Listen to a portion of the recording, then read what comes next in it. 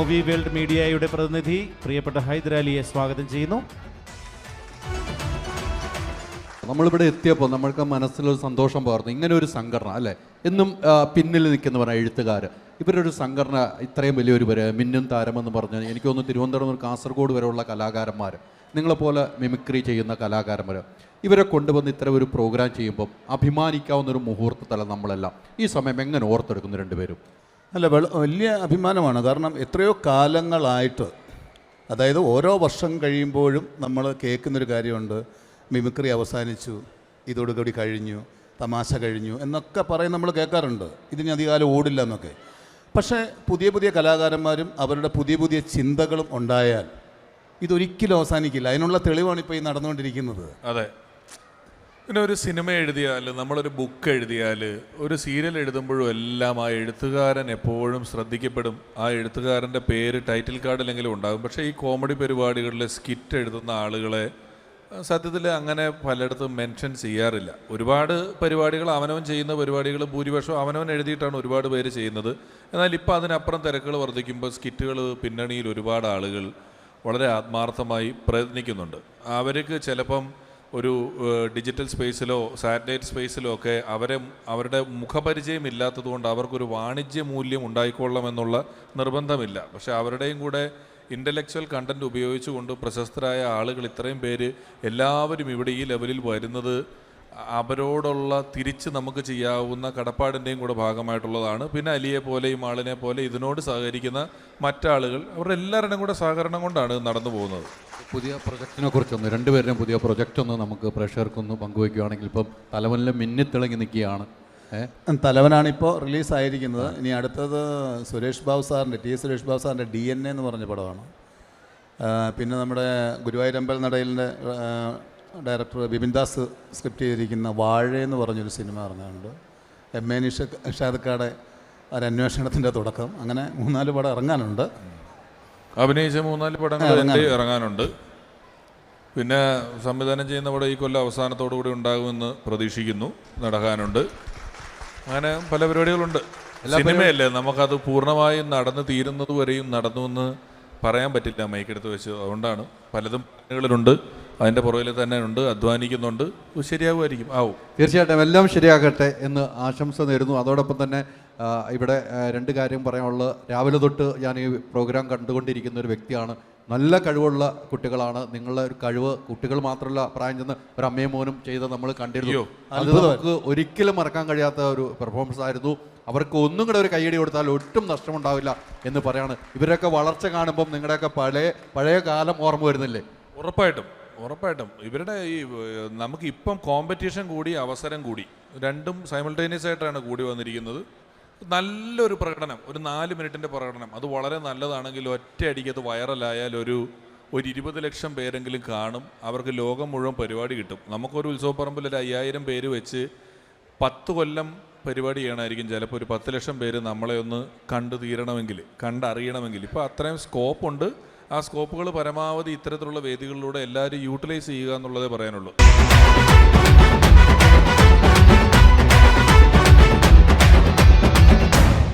റൈറ്റൽ presents, Fly World overseas education മിന്നും താരം co-sponsors, Mermaid hotel Kochi, ഒപ്പം doctor Serena's, back to balance, ഫോർമാൾ.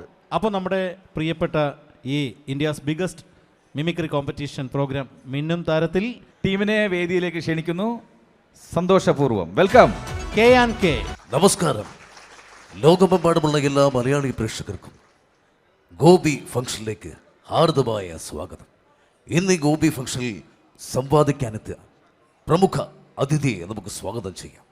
മലയാള സിനിമയിൽ അമ്പിളിക്കല ചൂടിയ, ചിരിയുടെ മാനപ്പടക്കങ്ങൾ തീർക്കുന്ന, നമ്മുടെ സ്വന്തം അമ്പിളി എന്ന് വിളിക്കുന്ന ജഗതി ശ്രീകുമാറിനെ സ്വാഗതം ചെയ്യാം. വെൽക്കം ഗോപി ഫംഗ്ഷനിലേക്ക്. നമസ്കാരം. വരാൻ വൈകിയോ?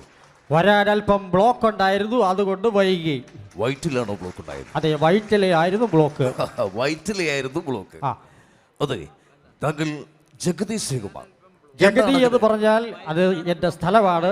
ശ്രീകുമാർ എന്നാണ് എൻ്റെ പേര്. എൻ്റെ അച്ഛനിട്ട പേരാണ് ശ്രീകുമാർ. ജഗതിയിലാണ് ജനിച്ചത്? അതെ. ജഗതിയിലെ ഏത് ഭാഗം? അങ്ങനെ ഇങ്ങനെയൊന്നുമില്ല, എൻ്റെ എല്ലാ ഭാഗവും ചെയ്യിച്ചത് ജഗതി തന്നെയാണ്. താങ്കൾ ഒരു കോമഡിക്കാരനാണല്ലേ? കോമഡിക്കാരനല്ല, ഞാൻ ജഗതിക്കാരനാണ്. അതെ, വീണ്ടും കോമഡി. എങ്കിൽ ഒരു കോമഡി പറഞ്ഞാട്ടെ. അങ്ങനെ പറയുമ്പോൾ വാരി വിതറാനുള്ളതല്ല കോമഡി. എങ്കിൽ ഈ കോമഡിയെ കുറിച്ച് പറയുമ്പോൾ റൈറ്റൽ നടത്തുന്ന പരിപാടി മിമിക്രിക്കാരുടെ സംഘടനയാണ്. ഈ മിമിക്രിയിൽ നിന്നും മലയാള സിനിമയിലേക്ക് കടന്നു വന്ന ഒരു അതുല്യ കലാകാരനുണ്ട്, ശ്രീ ജാഫർ ഇടുക്കി. അദ്ദേഹത്തിന് എന്താണ് താങ്കളോട് പറയാനുള്ളത് എന്ന് കേൾക്കാം. എന്റെ പൊന്നും പടച്ചോനെ, ഇതാരെ കണ്ടേക്കണം? ജഗദീശനല്ലേ? അതേപോലെ തന്നെ. അതെ, ഞാനൊരു കാര്യം ചോദിച്ചാൽ രചനം പറയൂ. അതായത് സാറിന് ഏറ്റവും കൂടുതൽ ഇഷ്ടമുള്ള മലയാള സിനിമ പേര്, ആ താരത്തിൻ്റെ പേരെന്ന് പറയാമോ? മലയാള സിനിമയെക്കുറിച്ച് പറയുകയാണെങ്കിൽ എനിക്ക് ഏറ്റവും ഇഷ്ടപ്പെട്ടതാണ് പ്രേംനസീറാണ്. പ്രേംനസീർ സാർ ചുറ്റിലൊന്നും ആരും അറിയാറില്ല. അദ്ദേഹം പണത്തിന് വേണ്ടി, പ്രശസ്തിക്ക് വേണ്ടി ഒന്നും പറയാറില്ല. പാവപ്പെട്ടവന് വേണ്ടി എല്ലാം ചെയ്യാൻ കഴിവുള്ള ഒരാളാണ് ജഗദീഷ് കുമാർ. എന്നാൽ ഇപ്പോഴത്തെ താരങ്ങളെ എടുത്ത് നോക്കുകയാണെങ്കിൽ ഏറ്റവും കൂടുതൽ എനിക്ക് ഇഷ്ടപ്പെട്ട നടൻ എന്ന് പറയുന്നത് പത്മശ്രീ ഭരത് മോഹൻലാലാണ്. തീർച്ചയായിട്ടും അദ്ദേഹം നല്ലൊരു കലാകാരനാണ്, നല്ലൊരു ഗായകനാണ്. അപ്പോൾ അദ്ദേഹം പാടിയ ഒരു പാട്ട് നമുക്കിവിടെ കേൾക്കാം. അന്നാര കണ്ണാവാ പൂവാല ചെങ്ങാത്തം കൂടാൻ വാ, മൂവാണ്ടൻ മാവേൽ വാവ ഒരു പുന്നാരത്തേൻ കനി താത്ത, നങ്ങേടി പശുവിൻ്റെ പാൽ വെള്ളിപ്പിഞ്ഞാണത്തിൽ നിനക്കേകാം, ഒരു കാം ഞാൻ പൊന്നോണം ചങ്ങാതി. വളരെ മനോഹരമായ ഒരു ഗാനം. ഇനി നമ്മുടെ നാടകരംഗത്ത് നിന്നും താങ്കൾക്ക് ഏത് താരത്തെയാണ് ഏറ്റവും കൂടുതൽ ഇഷ്ടം? നാടകരംഗത്തെ കുറിച്ച് പറയുന്നത് കൊട്ടാര ശ്രീധരനായിരുന്നു. അദ്ദേഹത്തിന്റെ മകൻ സായികുമാറിനെ എനിക്ക് ഭയങ്കര ഇഷ്ടമാണ്. അതും ഒരു മിമിക്രിക്കാരാണെന്ന് സിനിമയിലേക്ക് കൊണ്ടുവന്നത്. അദ്ദേഹത്തിന്റെ ഏറ്റവും കൂടുതൽ എനിക്ക് ഇഷ്ടപ്പെട്ട സിനിമ എന്ന് പറഞ്ഞാൽ ഇൻഹരികരണങ്ങൾ അദ്ദേഹം അഭിനയിച്ച ഒരു ക്ലൈമാക്സ് രംഗമുണ്ട്. ആ സീൻ നമുക്കൊന്ന് കണ്ടു നോക്കാം. സേതു, ഞാൻ അവനെ കൊന്നടാ. എൻ്റെ അപ്പച്ചനെ കൊന്നവനെ ഈ കൈ കൊണ്ട് ഞാൻ കൊന്നു. ഇത് കണ്ടോ? ഇത് മുഴുവൻ എൻ്റെ അപ്പച്ചൻ്റെ. ഇതിനു വേണ്ടിയിട്ടാ അവൻ എൻ്റെ അപ്പച്ചനെ കൊന്ന് കറി തള്ളിയത്. 20 വർഷത്തെ കണക്ക് ഞാനൊന്ന് തീർത്തടാ. ഇനി എനിക്കിന് നാട്ടിൽ പോകണം. അപ്പച്ചൻ ആഗ്രഹിച്ച പോലെ എൻ്റെ അമ്മച്ചി എനിക്ക് പൊന്നുകൊണ്ട് വാഴിക്കണം. സേതു, പൊന്നുകൊണ്ട് വാഴിക്കണം. Fantastic, marvellous, excellent. ഇനി സിനിമാ രംഗത്ത് തന്നെ ഒരുപാട് നടിമാരുണ്ട്.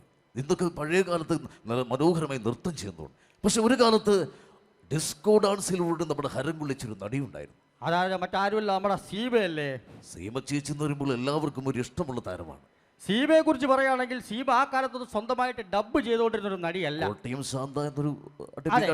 പക്ഷെ സീമ ഡബ്ബ് ചെയ്തൊരു സിനിമയിൽ ഞാനും ഭാഗമായിട്ടുണ്ട്.